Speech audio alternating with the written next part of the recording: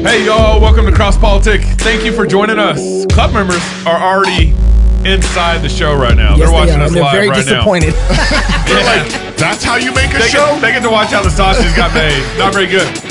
We got a great show ahead of you on the Fight Laugh Feast Network. Of course, Pastor Toby, Chuck Knox, the Water Boy.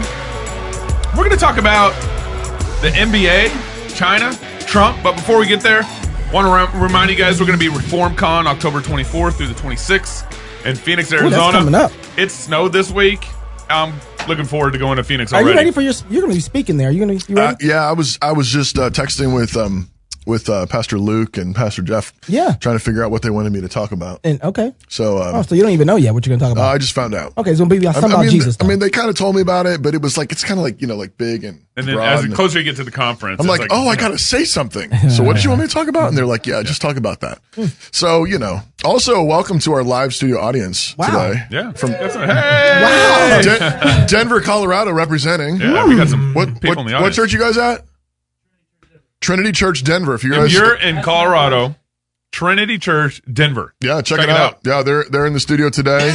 And they got a classical Christian school down there. Check that out. Which is also different, though, from Trinity Church Seattle. Oh, that's right. I shouldn't have thrown this up then. Yeah, it's kind of confusing. I was confused. Yeah, not the same We're gonna be at a conference in Seattle, November 1st and 2nd, Trinity Church Conference in Seattle, Christ Over Politics. Pastor Toby is speaking. Dave Hatcher, I'll be speaking. Yeah. And we'll be doing a live show. Yeah, it's going to be great. Okay. It's about Toby. I know what Toby's going to be talking about because I assigned him. Jesus is Lord over politics. There we go. Yeah. You can always tell when Toby's been in all-day meetings. Yeah. I mean. And then we're going to be at G3. Let's skip that. G3.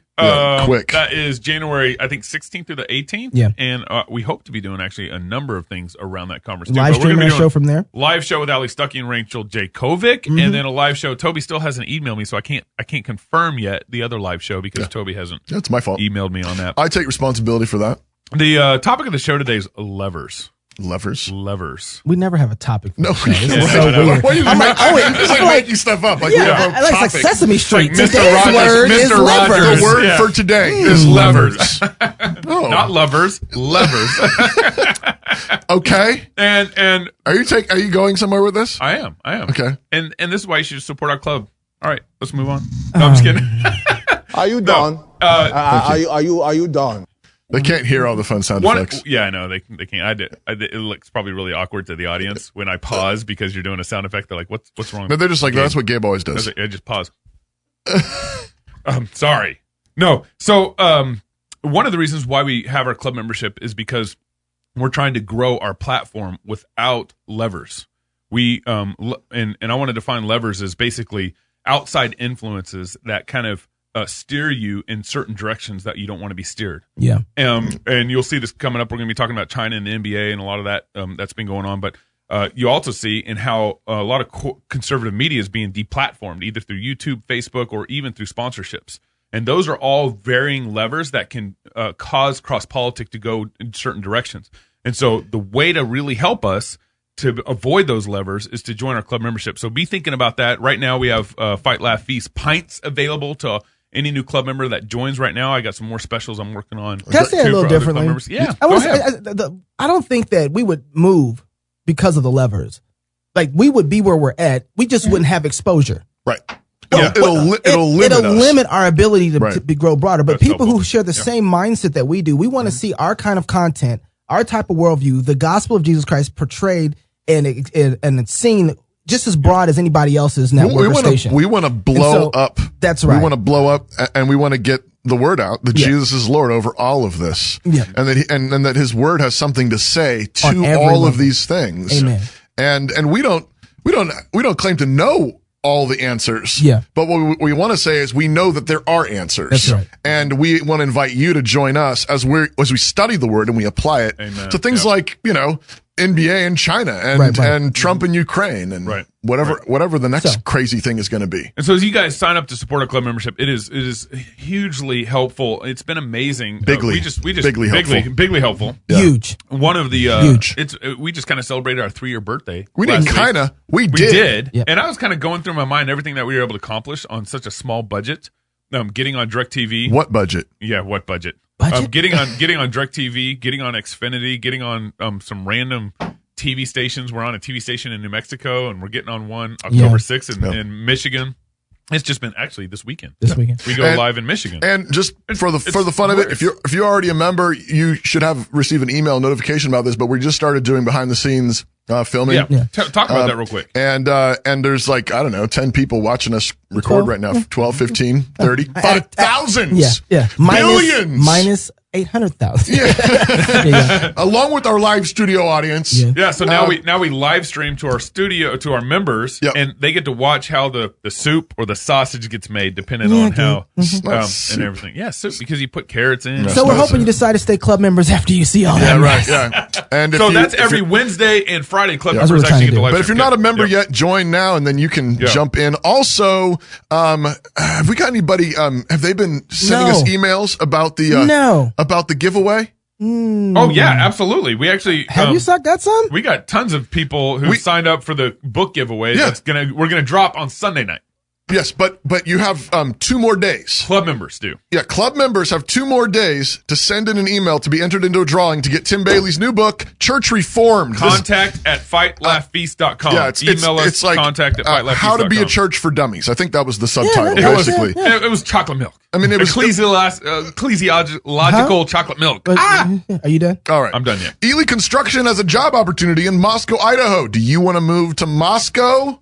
If you have 10 or more years of full-time residential construction experience, love remodeling, and would consider moving to the town recently voted best small town in America, go to elyconstruction.com/lead for details. If you don't want to work hard, if you don't know how to build a house, if you can't pursue excellence, please don't apply. However, if you're a master craftsman, want to live in Moscow, you're humble, hungry, and people smart, you want to innovate with excellence in remodeling, apply today. We know Nathaniel Ely. He's fantastic. He's the real deal. He serves as a deacon with He's a deacon. Yeah. He's a builder. Yep. He's creative. Godly man. He's intelligent. He'd be great to work with. Go to elyconstruction.com/lead. All right, if you guys been kind of following the NBA, I grew up playing basketball. I started playing basketball, organized basketball. What's the NBA? National Basketball Association. Okay, that hurts. It's gonna be a long show. I've followed the NBA since I was basically 7 years old. What year was that? 1980, probably 5. Okay, 4, all right, 84, something right like before the era of Jordan. That's right, man. I was there, dude. I remember playing Jordan. I remember Jordan playing college ball. That's how back I remember. So this last week, one of the owners of the Houston Rockets tweeted this tweet out. You can see it right here. It says, "Fight for freedom, stand with Hong Kong." Yeah, that's all he tweeted out. Yeah. That's awesome. Daryl Moore. Is that a video connected to that? Yeah, no, it's not. But you can try pushing the button if you want. And he tweets this out, and then within minutes, he takes it down. Within minutes. Remember, I don't know anything about the NBA, but I know about Hong Kong. Yeah. Yes. So remember, we've been talking about this for months because there's been protests going on in Hong Kong. Singing Christian songs, holding American flags. They're singing hymns. They're singing the Star Spangled Banner. Yeah. American flags. How funny. many people have been out in the streets? Millions. Millions. Absolutely. Demonstrating against China cracking down. Yep. And bringing their communist regime to Hong Kong. Right. We did a show on it. I can't remember I want to say Steve Yates. Steve Yates. Oh, Thank you. Go back and listen to the show we did with Steve Yates if you want to catch up on all the background of what's going on. So he posted this tweet. And then he tweets this out. What? After he takes it down. Read that real quick. I did not intend my tweet to cause any offense to Rockets fans and friends of mine in China. I was merely voicing one thought based on one interpretation of one complicated event. I have had a lot of opportunity since that tweet to hear and consider other perspectives. Part 2, I have always appreciated the significant support of our Chinese fans and sponsors have provided, and I would hope that those who are upset will know that offending or misunderstanding them was not my intention. My tweets are my own and in no way represent the Rockets or the NBA. So already, within minutes or 30 minutes or whatever. So his support of Christians and Hong Kong. And the concept of free association and freedom of speech. Yeah, and democracy. Historic, conservative, democratic principles. He says he doesn't want to represent, he doesn't want those to represent the Rockets or the NBA or anything he's affiliated with. Because here's the deal. Does he have a sign up there that says Rockets or NBA anywhere in his Twitter handle? He might link to it. Maybe Twitter, somewhere. Maybe, I don't know. I just see D more. But here's the thing. But why? China, but even if he does. So China even is if he the does. biggest NBA market out there. Yeah, they right have now. over 600 million viewers, which is something like 200 million more than America. It's serious. Oh yeah, that's right. China is the biggest TV market in the world. If right you now. are an NBA player, you want to secure the bag. Let's say you retire here in America, or no one else wants to hire you. Yeah. There's two places. Italy is one, but China, that's the market. That's you could huge. you can be Michael Jordan over there in China, and they pay you that bag. And so there's a lot of people's money on the line, including the NBA's money. Yeah, so it's huge expansion efforts for the NBA. So, but somebody called him. Yeah. Right after that first commissioner tweet. did. Oh, I guarantee it's commissioner. But you don't know that. No, that's me. Just I'm almost positive, but I don't know that. But yeah, I called him and said, "Hey, you might not need to be speaking about that." Okay. But the communists in China, I mean, they're communists in China, right? Yeah, right. And they're and we want their money. And right now, they're holding Christians in prison. Yep. And without trial. And Muslims. There's about 1 million Muslims also being held. And they're killing people. Yes. Yeah. And do they still have a baby killing policy?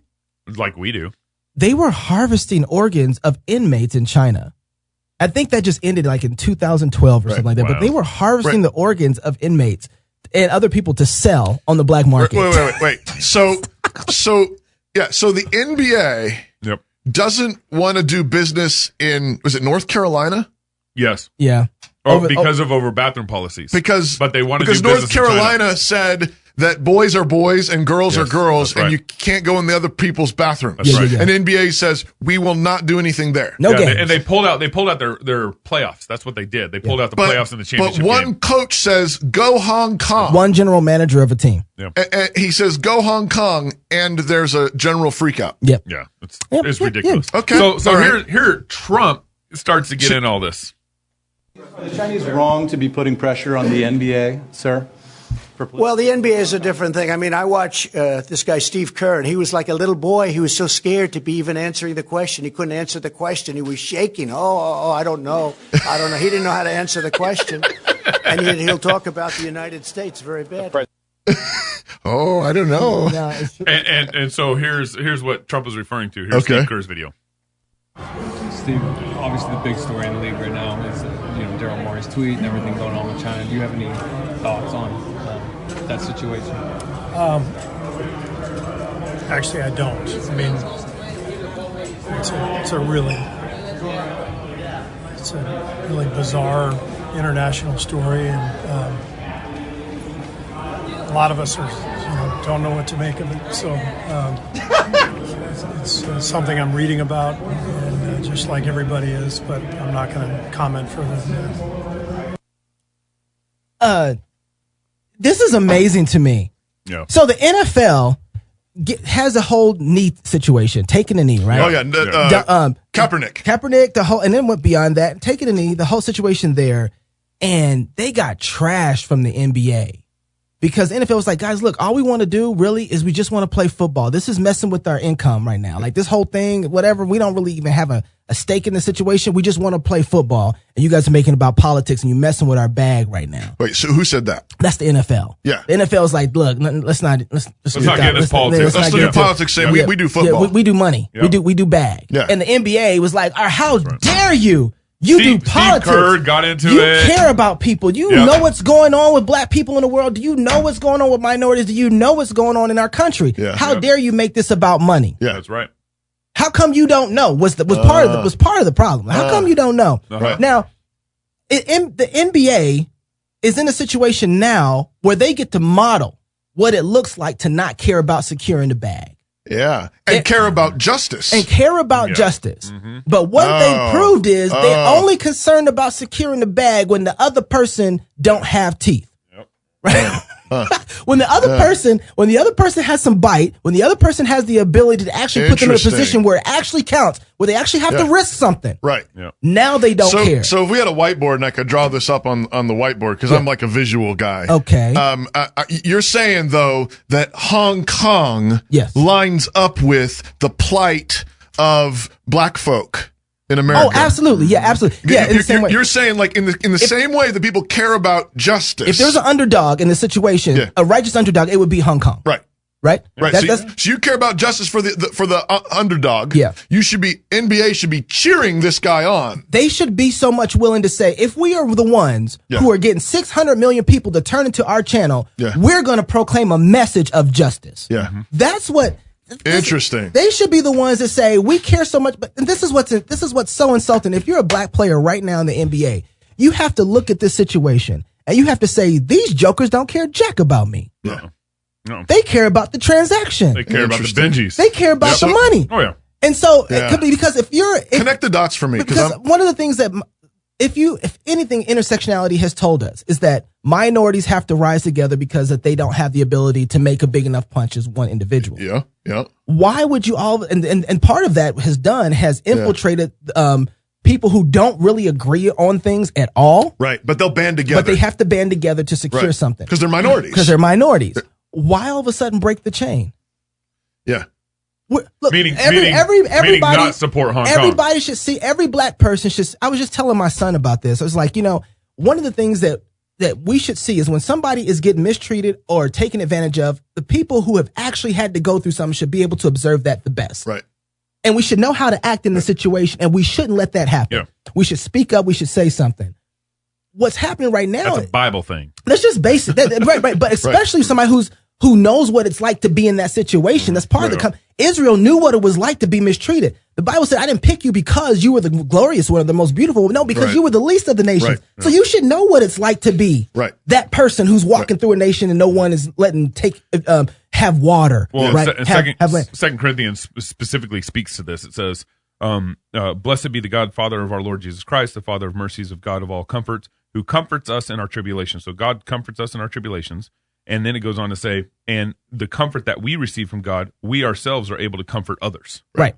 Yeah. Well, or just take it's with the measure you measure others, it will be measured back to you. Yeah. I mean, it's a basic principle of equal weights and measures. Yeah. And you're saying, NBA, you are failing right now. Yeah, I don't. So use equal weights and measures, which calls into question the whole thing. Absolutely. So you don't really care about justice. Not at all. You care about money. You care about because the China has the ability to squash the bag is in China. Yeah. It's in China. And the fact that they have the ability to get that bag and it's being compromised, one call can make the commission can make one call and say, hey, you need to take that down. Right. The reason is because one little message like that actually matters. Yeah. It matters for Hong Kong. Yeah. So if it didn't matter for Hong Kong, no one would have even cared. Now I agree with you in what you're saying, but I think we need to add Adam's actual what he said to all this to this. Essentially, what I've said in that statement is the long-held values of the NBA are to support freedom of expression, and certainly freedom of expression by members of the NBA community. And in this case, Daryl Morey, as the general manager of the Houston Rockets, enjoys that right as one of our employees. What I also try to suggest is I understand that there are consequences from that exercise of in essence, his freedom of speech. Yeah. Coward. And, we will have to live with those consequences. It's my hope that for our Chinese fans and our partners in China, they will see those remarks in the context of now a 3-decade, if not longer, relationship. I hope it didn't mess up the bag. Is he retreating? I appreciate what Adam's saying, but here's the thing. I'm beatboxing. Yeah. I'll bust you in the eyes. All right. No, I'm not. There's nothing there I don't like. I don't like any of it. You know why? So he's not defending freedom of speech? He's not defending freedom of speech for Hong Kong. Yeah. We don't have to worry about Maury's freedom of speech. It's protected. Yeah. No. Maury's freedom of speech. So you want to see this guy lean in and punch? I want him to say, you know what? Not only do I agree with Maury said, but the people who don't have the ability to what Maury has are the Hong Kong folks. Yeah. No, I totally agree. What's about to happen is ridiculous. Yeah.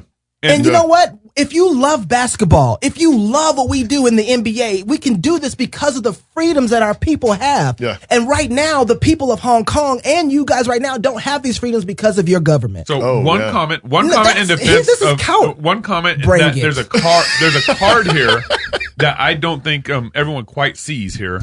And that card is, I think the NBA basketball in China is more popular than the Chinese government.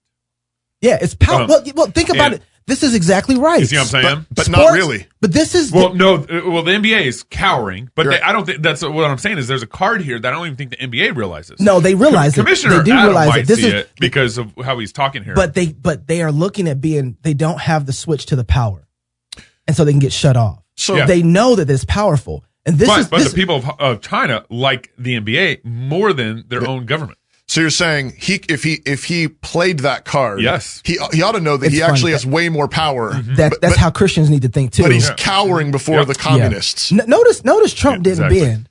Well, actually, that's what I was going to ask you about. So I remember with Kaepernick, him like mocking everybody kneeling at the national anthem. Yeah. I don't think he didn't win that one though. I don't think Trump won the NFL one. Really? That's what I'm asking though. I'm asking like what. It seemed like he was a lot more like hands off. I mean, he like made fun of him. Yeah, the difference that Trump didn't have a situation with another nation connected to the NFL.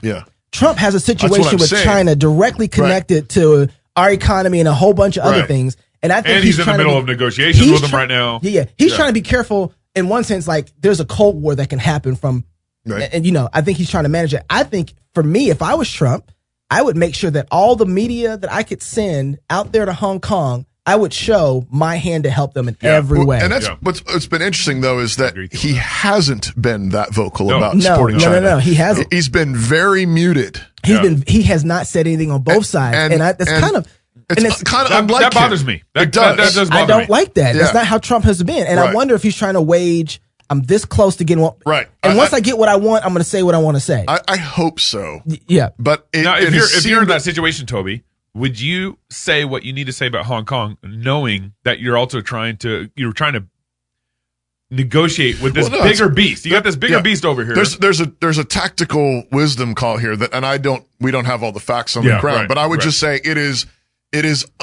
peculiarly un-Trump-like. To be I appreciate the fact that he mocks the coach for being a weasel and a weenie. For not just but he's kind of in the same situation. But like this is where we talk about leverage. Where's the full-throated support? You guys, did you guys see where is it? Trump's thing on Turkey, his tweet on Turkey? No. This is when is this? Yesterday morning. As I have stated strongly before, and just to reiterate, if Turkey does anything that I, in my great and unmatched wisdom, consider to be off limits, I will totally destroy and obliterate the economy of Turkey. I've done before, ! They must with Europe and others watch, etc. I mean, why not do that with Hong Kong? First of all, in my great and unmatched wisdom. Yeah. That's dangerous. I mean, what president has ever said, in my great and unmatched wisdom? I know a few dictators. I know a few dictators that talk like that. First of all, all right, this is one of those moments you're like, but I will have to. We've been, and I don't give Steve Kerr a pass on this. I don't give Steve Kerr a pass on this. I don't give the NBA pass on this. I don't give Trump a pass on this.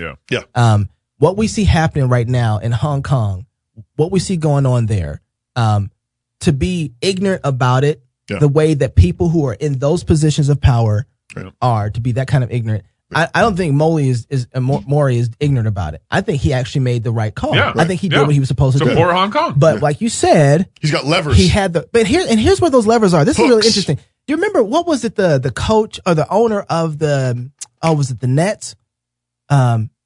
He got Isn't that like Jay-Z now? Well, no, I'm sorry, not the Nets. It's the they're in LA, the Clippers. Is that a hockey team? No. You just sit out for this. The guy who got basically kicked out of the league for being a racist. They took his team from him for being a racist. I think there was more than that. Here, a guy who's paid billions of dollars for a team, millions of dollars for a team, whatever it was, and he's a racist guy, and all of a sudden some stuff comes out about him being a racist. And what the NBA showed, one thing or another, if we don't like who you are and how you act, we can take your team away from you. I think that they have fear tactics built into stuff like that on purpose, which is exactly how the social justice movement works, right? Interesting. They have hooks like that. And what's happened with Mori is that he put out a tweet that they didn't like, that could compromise the bag in a way that is detrimental to the NBA. We could take your team from you. we could take this from you. Right. And so jump in line quickly.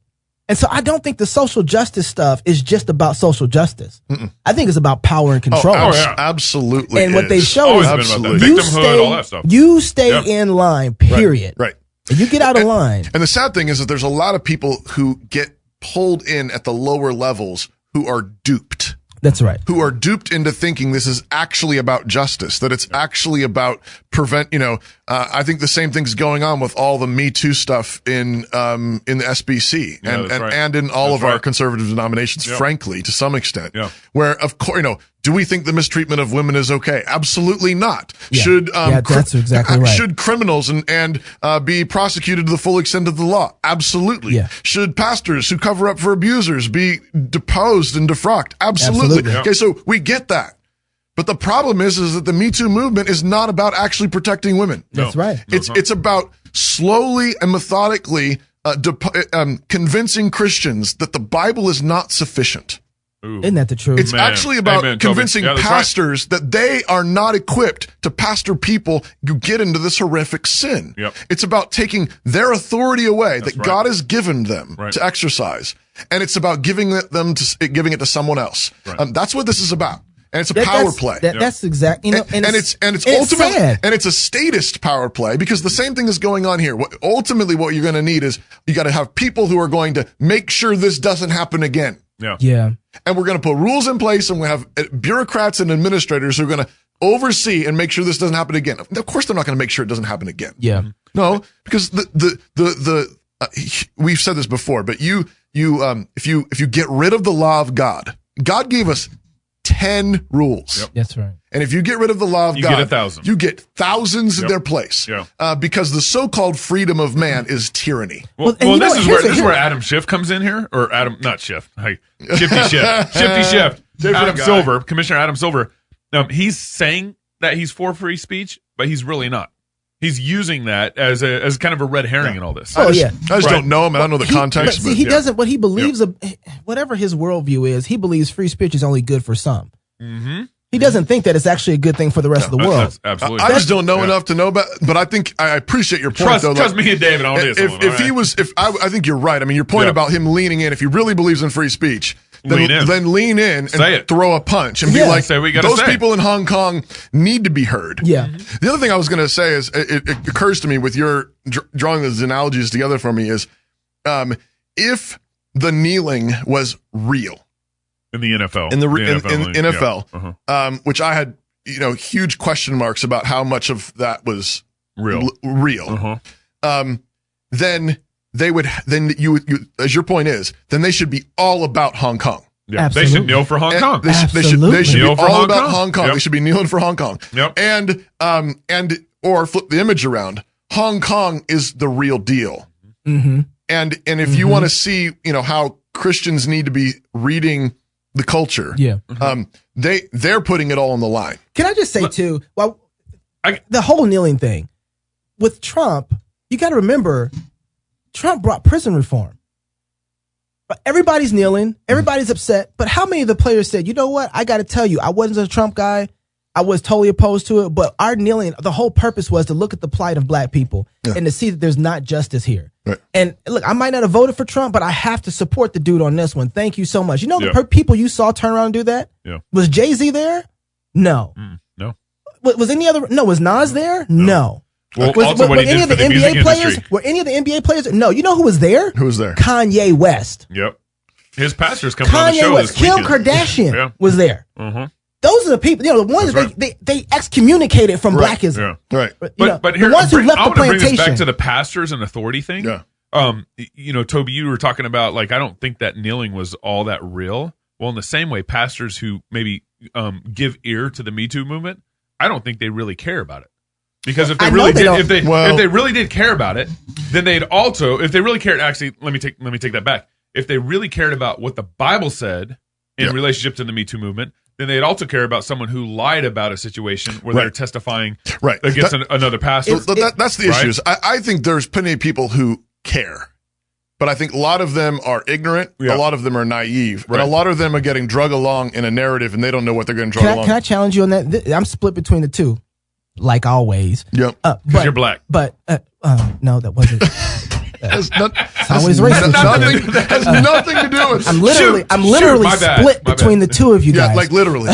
Yes. But it's hard for me to believe that you care or that you understand how to care, even though caring well might be in your name and you do a whole conference. Yeah. When you invite somebody like Boz Chividjian to speak at your conference, who doesn't give a rat's ass, who is suing another Christian person, which, by the way, should be the first inclination that this guy doesn't understand scripture. Right. Yep. This guy doesn't understand how to care for a victim if he's deciding, first of all, to sue another brother. Right. That's right. So don't tell me that you want to take biblical law, biblical application of this and deal with this in a biblical way if that is how you're going to, if you're going to invite, cancel that dude. Absolutely. Cancel that dude. Absolutely. Right. Then I might start taking you serious. Yeah.